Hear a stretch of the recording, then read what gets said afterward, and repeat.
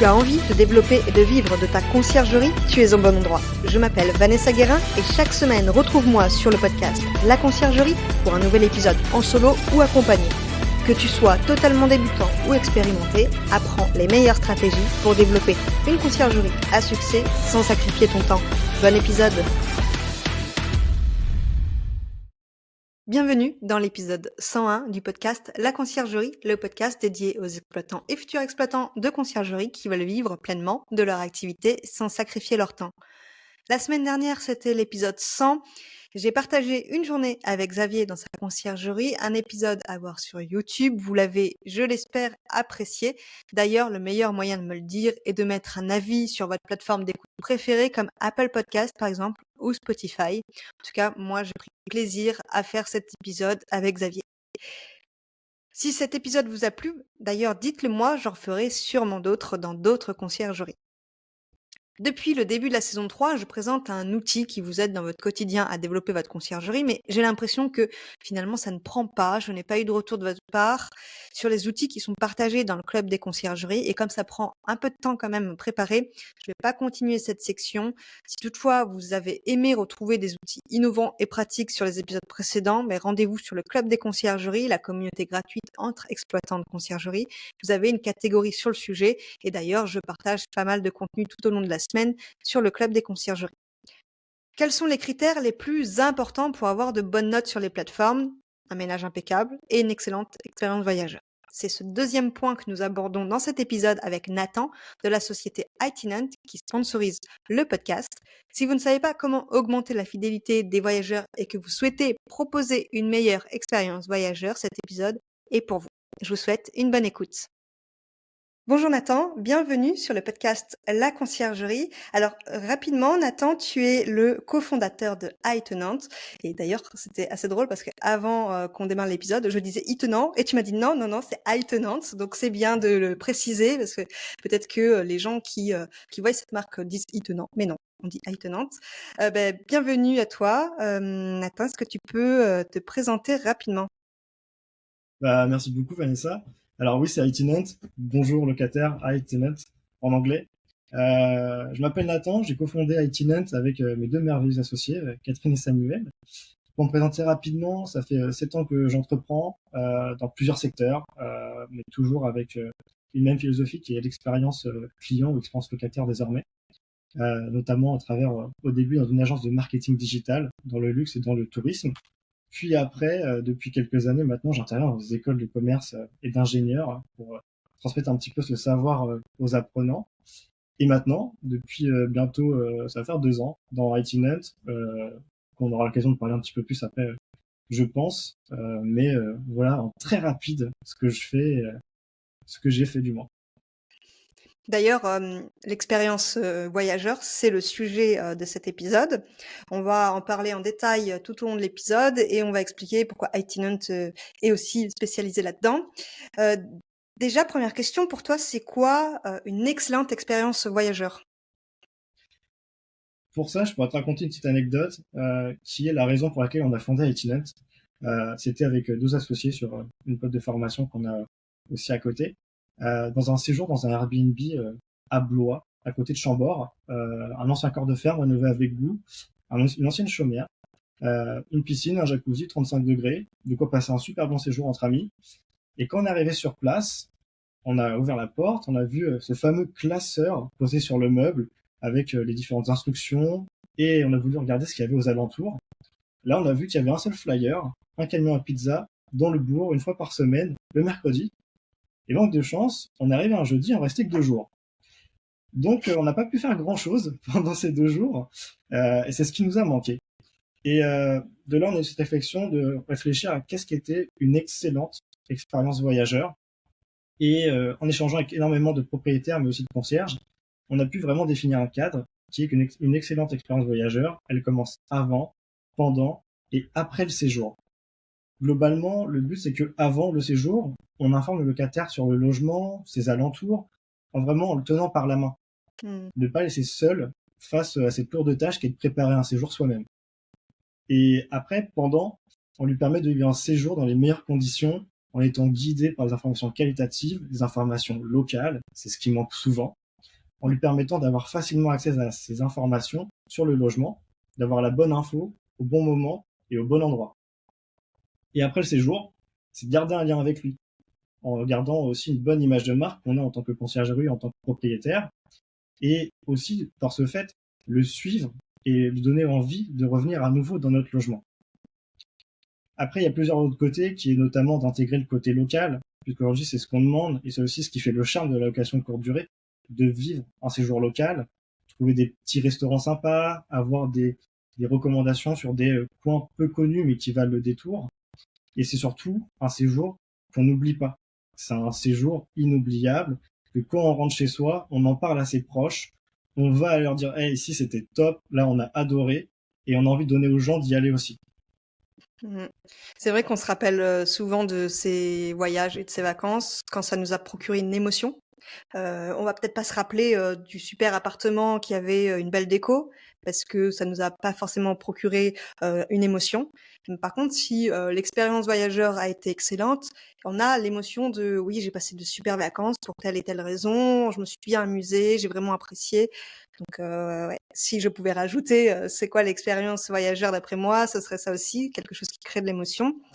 Tu nous as dit beaucoup de choses. J En fait, si je comprends bien, iTenant a été créé, parce que tu t'es rendu compte qu'il y avait un manque, de ce côté-là, de l'expérience voyageur?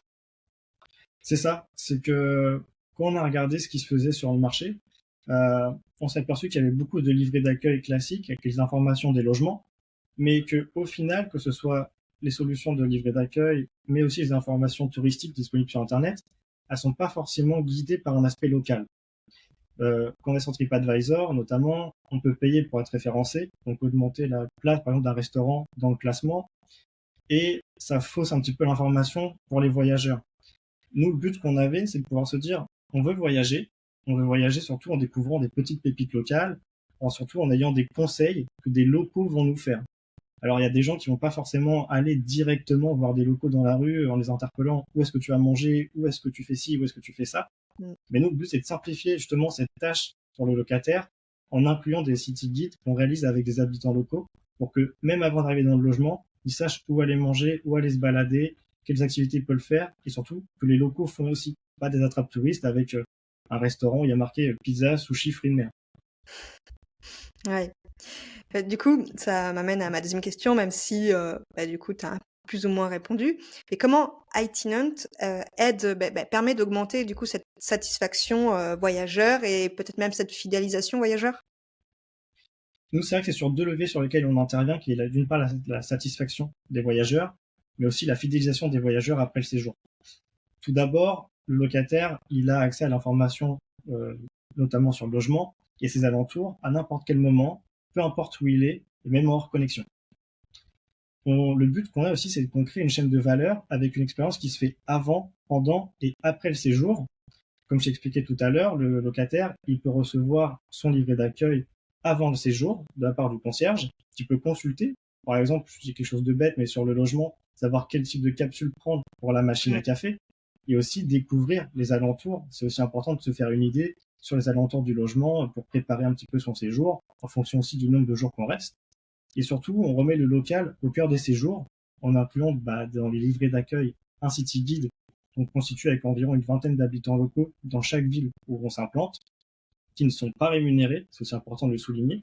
Le but, c'est pas qu'il y ait de collusion, le but, c'est vraiment de garantir la qualité de l'information, des lieux qui sont sélectionnés à chaque fois par rapport à ces habitants locaux. Et par exemple, je prends un exemple.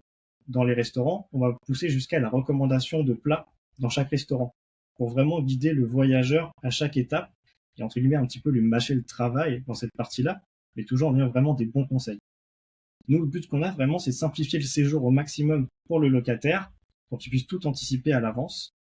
Et si on devrait résumer, c'est qu'on accompagne le locataire avant son arrivée, pendant son séjour en lui faisant vivre un séjour local, et après le séjour en le suivant grâce à une newsletter personnalisée également à l'effigie et au branding des conciergeries. Ouais, je vois. Là, on parle voyageurs, mais je viens de penser à un truc super intéressant. Pour les conciergeries qui se développent un peu partout en France et qui sont pas sur place, c'est-à-dire que c'est pas à elles de trouver, vraiment les endroits locaux qui sont les plus réputés, les plus recommandés. C'est déjà, vous qui le faites avec des personnes qui sont sur place, c'est ça? Exactement. C'est que globalement, si on devrait rentrer un peu plus dans le côté conciergerie, nous, notre but, c'est vraiment de simplifier leur quotidien. On sait qu'ils n'ont pas assez de temps dans leur quotidien, elles sont sous l'eau, elles Ouais. n'arrivent pas forcément à se dégager du temps. Pour beaucoup, ils sont pris dans l'opérationnel. À un moment, ils arrivent à un plafond de verre, ils cherchent un moyen vraiment de se libérer du temps, si ce n'est même que quelques heures par semaine. Nous, le but, c'est vraiment d'optimiser toutes ces tâches qu'ils peuvent, notamment sur la recherche de lieux et aussi beaucoup sur la mise à jour de ces lieux. Quelque chose d'important, mais si le livret d'accueil est en papier, il faut réimprimer toutes les feuilles fois X nombre de logements, suivant Ouais. l'information. Et aussi, ça prend énormément de temps. Nous, on a mis beaucoup de systèmes en place pour aujourd'hui être vraiment effectif et être efficient sur cette partie-là, mais surtout qu'on fait du qualitatif et que ce sont les locaux qui nous font remonter les informations. Donc, pour le concierge, effectivement, bah, c'est un gain de temps considérable de ne plus avoir à aller chercher cette information. Et même aujourd'hui, on a des clients qui regardent notre city guide pour aller au restaurant avec leur famille. Ils nous disent, ah, il y a quoi à faire ce week-end, il y a quel événement, qu'est-ce qu'il Mmh. y a comme restaurant qui est sympa et que vous avez pu ajouter récemment. Donc, on a vraiment changé la donne vis-à-vis de nos premiers clients à ce niveau-là. Ouais, et c'est vrai que les conciergeries, enfin, moi, à titre, de conciergerie, je me rends compte que le guide du voyageur, c'est pas ce que je voulais remplir en priorité, quoi. C'est pas ma priorité alors que c'est important pour le voyageur et pour l'expérience, du voyageur. D'ailleurs, tu en as dit certaines, mais d'après toi, c'est quoi les problématiques que rencontrent, les conciergeries et puis plus largement les professionnels de la location courte durée par rapport à cette expérience voyageur? Alors, nous, on a vraiment identifié plusieurs, avec beaucoup d'échanges, surtout avec des constats euh, qui ont pu ressortir. La première que je t'ai dit juste avant, qui est vraiment le manque de temps dans le quotidien, ça ressort quasiment à chaque fois. Nous, le but, c'est qu'on a vraiment cette simplifier à ce niveau-là et on arrivera à le quantifier, peut-être qu'on en parlera tout à l'heure, mais on arrive à un constat qu'on fait gagner plusieurs heures par semaine par logement à nos clients. Également, ils ont une problématique de recherche sur les lieux, c'est une mise à jour, donc on en a parlé tout à l'heure. Au-delà de tout ce qui va être Michelin, TripAdvisor ou Michelin, désormais, c'est aussi possible de payer pour être référencé. Euh, donc même si c'est un indice de qualité, par moment, il peut être faussé sur des Mmh. restaurants qui sont pas forcément étoilés.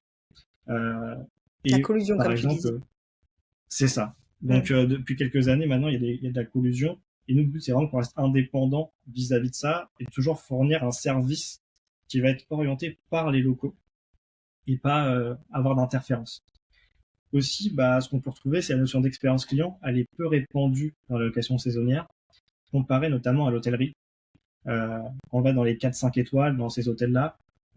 L'expérience client, elle est vraiment déclinée à son paroxysme. On va avoir une expérience différente en fonction du type de client qu'on est, en fonction d'où on vient, en fonction de nos habitudes.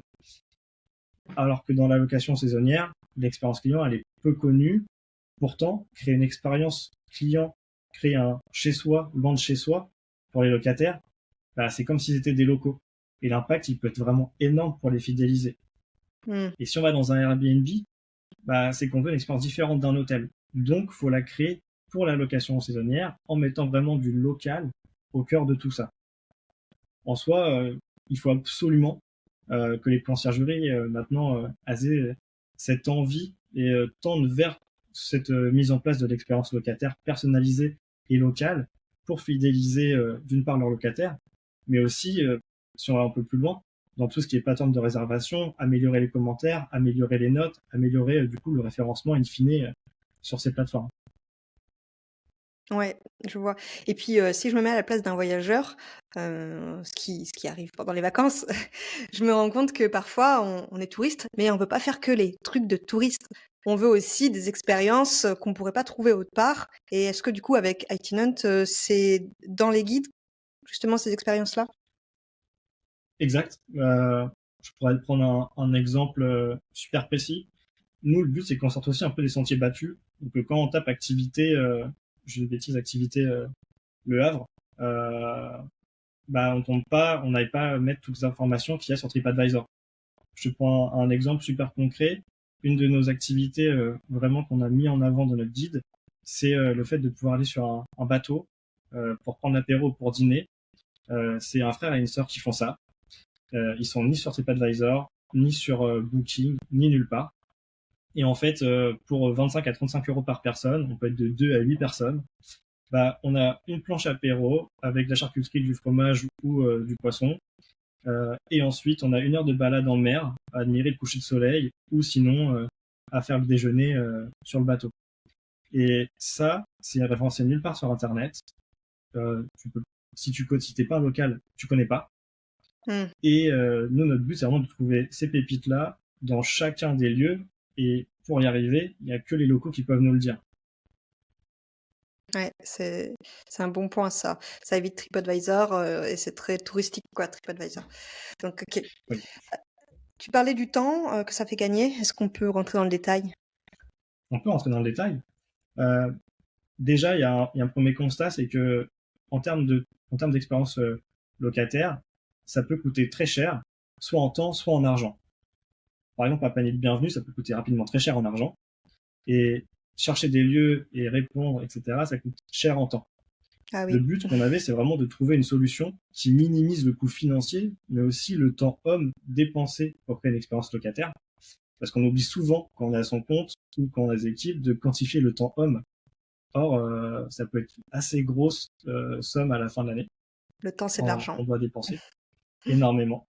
Et donc le but de tout ça, c'est vraiment intégrer dans ce calcul la prise en charge d'une part de l'économie de temps réponse répétitive, de recherche de lieux locaux et aussi la partie fidélisation.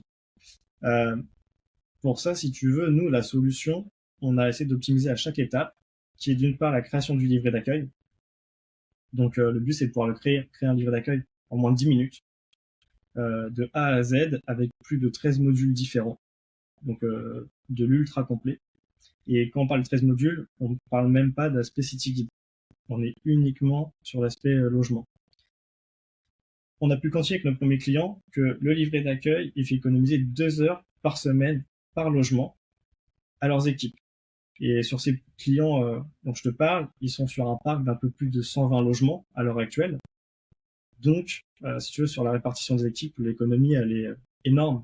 Et l'impact aussi sur l'activité, elle est colossal. Il y a certains de leurs concierges qui ont augmenté drastiquement les logements qu'ils ont en gestion parce qu'ils arrivent à économiser du temps. Eh Et oui. généralement, on fait un point chaque mois avec eux.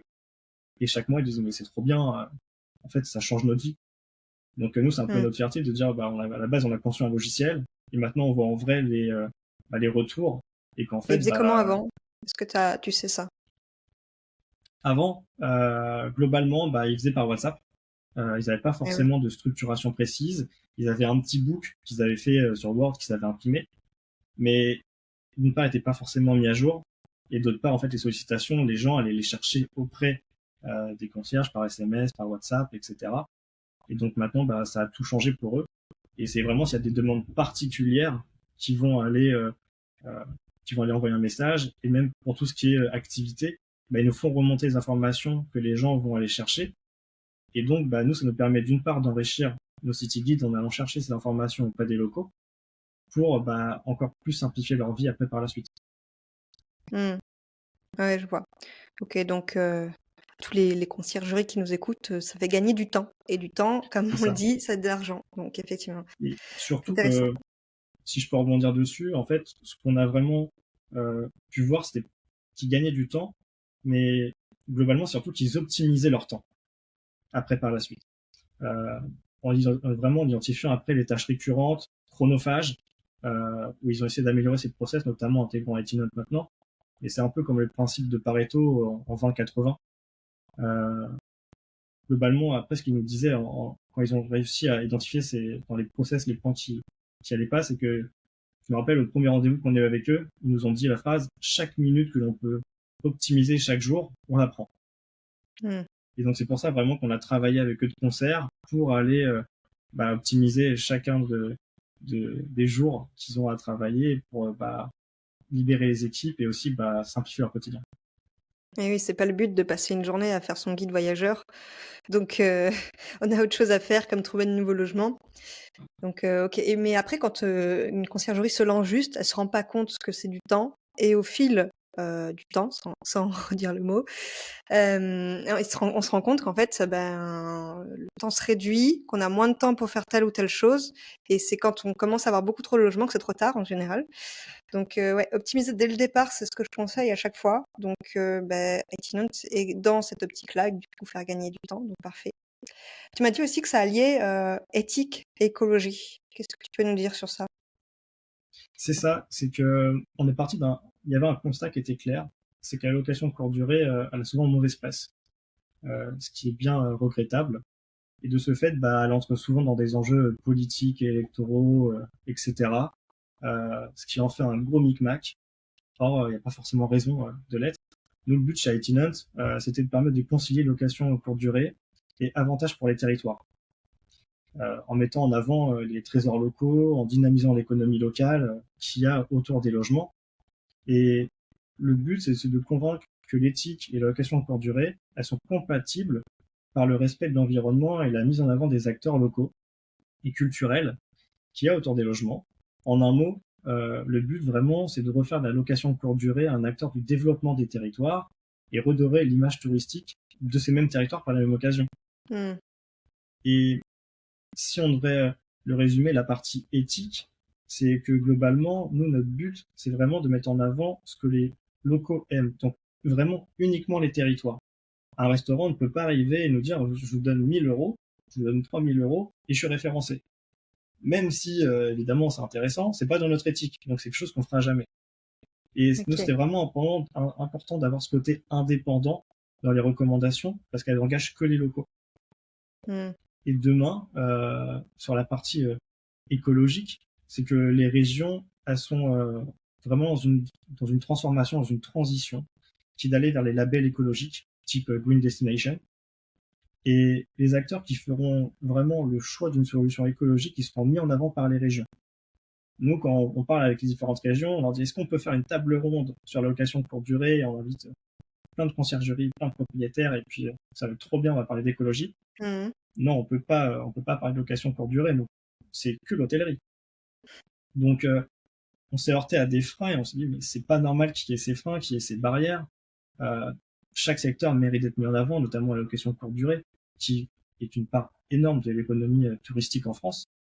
Et si on peut arriver à concilier les deux, euh, ce serait vraiment génial. Et aujourd'hui, nous, on a pu arriver à quantifier un petit peu cet impact écologique, qui est qu'on arrive à, d'une part, réduire l'impact papier, même si on s'en rend pas compte en imprimant 10, 15, 20 feuilles, on se dit, bah, c'est 10, 15, 20 feuilles. Mais fois le Par nombre de logement? logements, Mmh. fois le nombre d'Airbnb en France, c'est juste énorme. Un livret d'accueil moyen en France, ça consomme 340 grammes de CO2. C'est 55 fois plus qu'un livret d'accueil digital. Ouais. Et si on prend les plaquettes des offices de tourisme, là, on passe à plus de 80 fois. Ouais, c'est vrai Donc après, que ouais. Cette notion de CO2, elle est un peu abstraite, hein. oui, Ça parle pas à mais tout le monde. Mais c'est vrai que d'ici quelques années, elle sera super importante. Et nous, le but vraiment, c'est qu'on ait une solution qui ait une base de données optimisée, qui ait des serveurs, qui ait une disponibilité hors ligne pour les économies de données mobiles. Enfin, c'est vraiment de tout faire bien. Et ça va être les enjeux de demain. On se rend pas compte forcément à l'heure actuelle, comme tu disais. Quand on est petit, on va se dire, bah, le CO2, que j'en ai à faire. Mais dans quelques années, quand ça va tendre vers ça, ça va être un mmh. impondérant. Ouais et puis je me suis heurtée à ce problème-là parce que quand j'ai, démarré moi dans ma conciergerie, je voulais que ce soit une conciergerie écologique, parce que c'était une valeur importante pour moi l'écologie et je me suis heurtée à beaucoup de ce problème parce qu'il y avait rien aux alentours qui me permettait d'avoir conciergerie écologique. J'entends, par exemple une blanchisserie écologique peut-être, heu j'ai trouvé des logiciels, donc ça, c'était pas mal parce que ça reste quand même en ligne. Et j'avais aussi trouvé guide d'accueil digital. Je n'ai jamais mis de guide d'accueil papier, mais c'est vrai qu'il y a plein de domaines où c'est pas possible encore en conciergerie. On peut avoir des produits d'entretien écologique, on peut, enfin, il y a des choses qu'on n'y arrivera pas malheureusement. Et ou alors il faudra trouver des nouvelles solutions. Et c'est vrai que du coup, Itinant, ça permet aussi d'asseoir un peu cette valeur-là qui va peut-être par la suite permettre de mettre la location courte durée dans ce secteur de l'écologie, quoi. Donc voilà. Du coup, il existe des livrets digitaux, digital, je sais même pas comment on dit, des livrets, quoi. Pourquoi Itinet serait différent des autres? Mis à part ce que tu as dit, je pense que c'est pas la conciergerie qui va ajouter ses recommandations, mais bien des personnes qui ont essayé ces restaurants. Globalement, on peut résumer en quelques points. Le premier, c'est qu'en fait, nous, on propose un service sur l'ensemble de l'expérience voyageur, avant, pendant et après, et pas uniquement sur le livret d'accueil digital. La solution elle permet réellement d'augmenter la satisfaction des locataires pendant le séjour, mais surtout de les fidéliser après le séjour. Parce que typiquement, après le séjour, ils vont recevoir les séquences de fidélisation. Et le but, c'est qu'ils les invitent à réserver à nouveau auprès de la conciergerie, dans le même logement ou pas, mais toujours auprès de la même conciergerie. Et ça, pour n'importe quel client qui est chez Itinet, leurs locataires recevront cette formule-là. Au-delà, on va surtout au-delà des informations du logement. Comme je dis tout à l'heure, on intègre 13 modules d'information pour couvrir tous les éléments dans le logement, mais aussi à proximité du logement, que ce soit les parkings, que ce soit l'électroménager, le Wi-Fi, Digicode, contact utile, etc. On a plus de 13 modules. Si je disais le nombre de champs possibles, ça ferait un petit peu peur parce qu'on dirait que c'est long, mais dans les faits, ça prend moins de 10 minutes.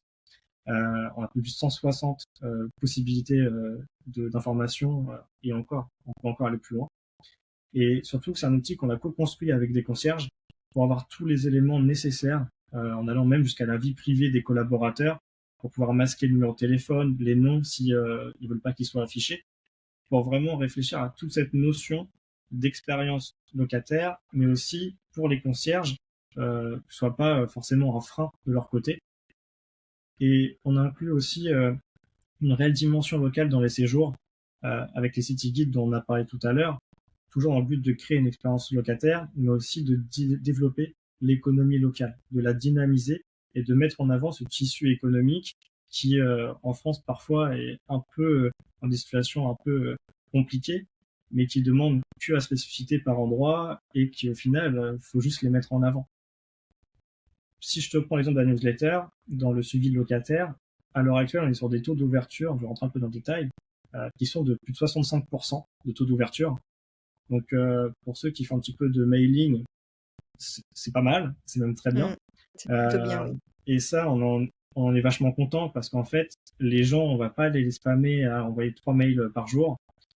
C'est un rythme qui est beaucoup plus lent. Mais par contre, c'est un rythme qui permet de garder un lien et surtout un lien de confiance. Qui envoie ces mails? Ça, c'est nous. En D'accord. fait, Au c'est nom pas de la toute la partie. conciergerie? Exactement.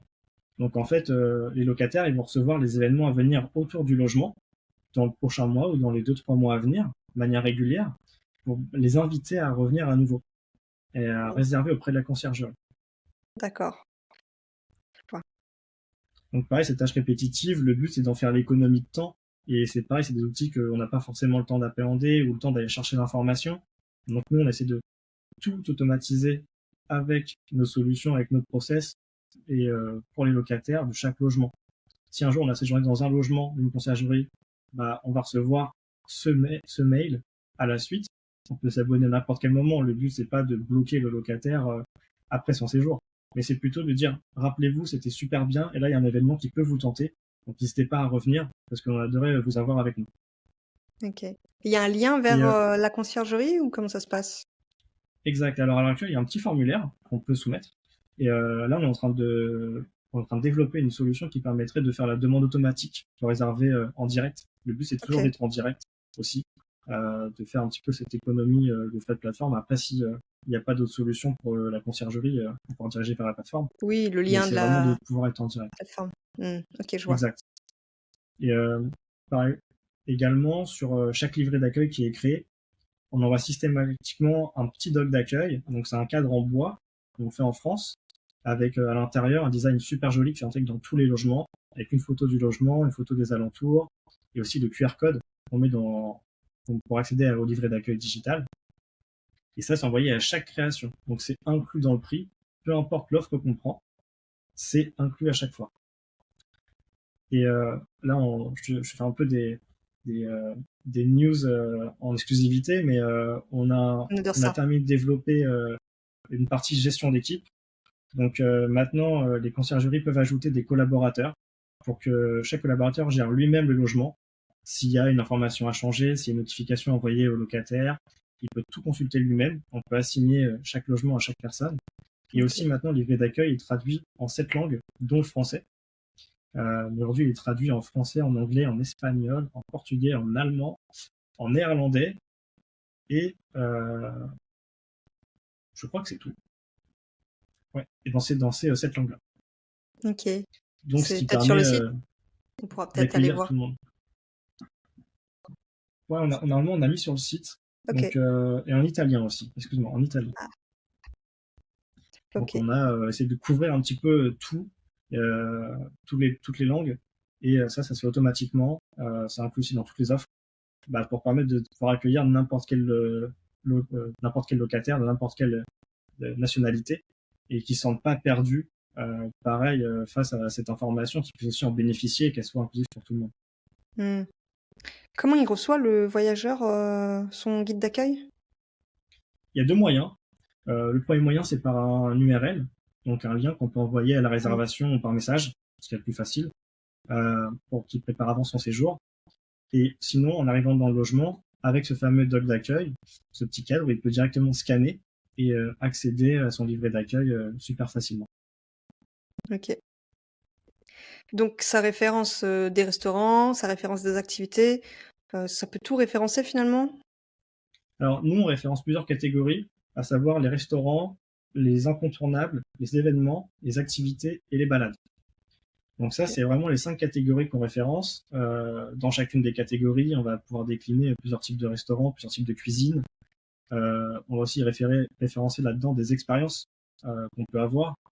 Je vais t'en donner une, mais moi, c'est un souvenir de quand j'étais petit, je suis normand, et que d'autres personnes ont aussi, c'est que quand j'allais me balader à Honfleur avec mes parents, en fait, on allait soit au restaurant, soit on allait commander une frite saucisse à moins de 10 euros sur le port d'Honfleur. On allait manger sur les escaliers.